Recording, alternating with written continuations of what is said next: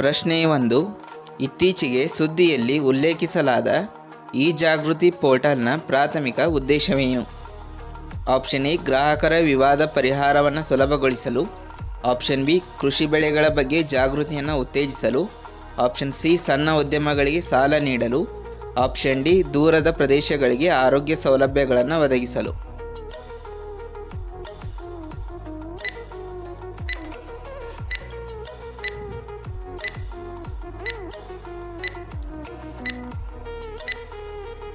ಸರಿಯಾದ ಉತ್ತರ option A ಗ್ರಾಹಕರ ವಿವಾದ ಪರಿಹಾರವನ್ನು ಸುಲಭಗೊಳಿಸಲು.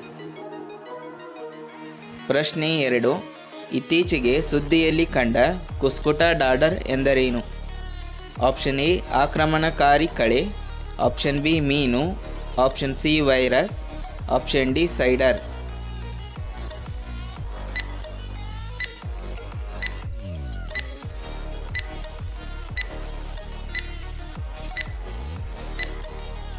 ಸರಿಯಾದ ಉತ್ತರ ಆಪ್ಷನ್ ಎ ಆಕ್ರಮಣಕಾರಿ ಕಳೆ.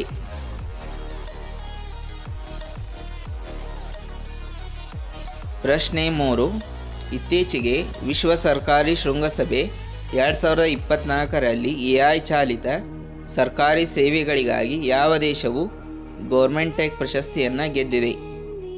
Option A UAE. Option B Bharat. Option C Qatar. Option D Turkey.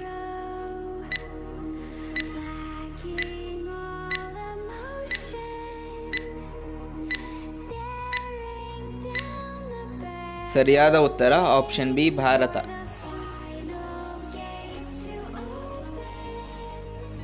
ಯಾವ ರಾಜ್ಯ ಸರ್ಕಾರವು ಅಧಿಕೃತವಾಗಿ ಕಾಜಿನೇಮು ಅಂದರೆ ಸಿಟ್ರಸ್ ನಿಂಬೆಯನ್ನು ರಾಜ್ಯದ ಹಣ್ಣು ಎಂದು ಘೋಷಿಸಿದೆ? Option A Nagaland. Option B Manipur. Option C Assam. Option D Sikkim.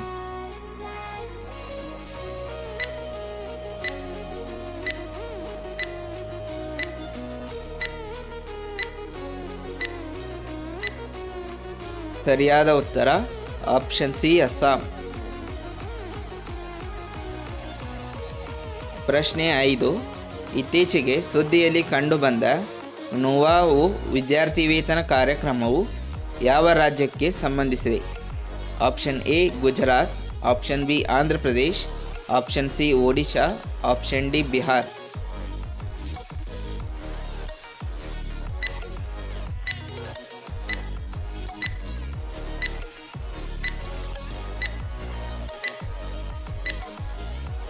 ಸರಿಯಾದ ಉತ್ತರ ಆಪ್ಷನ್ ಸಿ ಒಡಿಶಾ. ಪ್ರಶ್ನೆ 6. ಇತ್ತೀಚೆಗೆ ಭಾರತೀಯ ನೌಕಾಪಡೆಯ ಯಾವ ಸಾಗರಶಾಸ್ತ್ರೀಯ ಸಂಶೋಧನಾ ನೌಕೆಯು ಓಮನ್ಗೆ ಸಾಗರ ಮೈತ್ರಿ ಮಿಷನ್ 4 ಪ್ರಾರಂಭಿಸಿದೆ? Option A INS Makar. Option B INS Sandhayak. Option C INS Sagar Dhwani. Option D INS Dhruva.